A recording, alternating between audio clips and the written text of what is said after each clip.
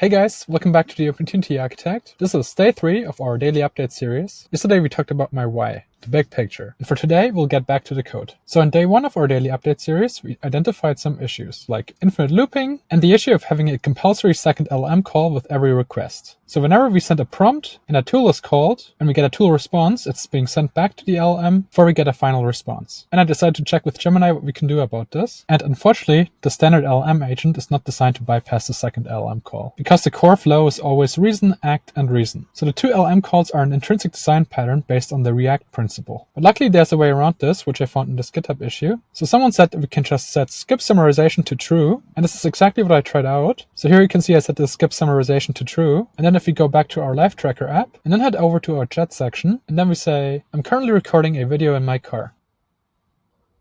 And we see we didn't get a response from the assistant, but one input has been logged today, which we can see in the input log section. So here we see the content of my logged input, the timestamp, and the category. And now if we take a look at the trace, we can see we have only one LM call, one tool call, and that's it. And in total, it took us 1.7 seconds. Also, we see in the tool response, we have a message that unfortunately didn't get forwarded to our Streamlit frontend yet. So this is still something that we have to fix, but this is just a minor issue. And what I found we can also do is implement a custom agent with an arbitrary orchestration logic that gives us even more flexibility. So this is exactly what I also tried out. And here we can see the implementation of our custom agent. So basically we have a new customagent.py file. You need to define the pydantic fields. Then under the hood, we have our LM agent again. And then what we do is intercept all events and tell it to skip the summarization. So I also implemented and deployed this, and this is the trace. Here's our custom agent. Here's the first LM call. Here's the tool execution. And in total, it took us 1.8 seconds. So we managed to fix the 2LM issue after all. And while browsing Reddit, I found some more posts that touched on some issues of the ADK, like the different types of agents feeling over-engineered. And since it's already quite dark outside,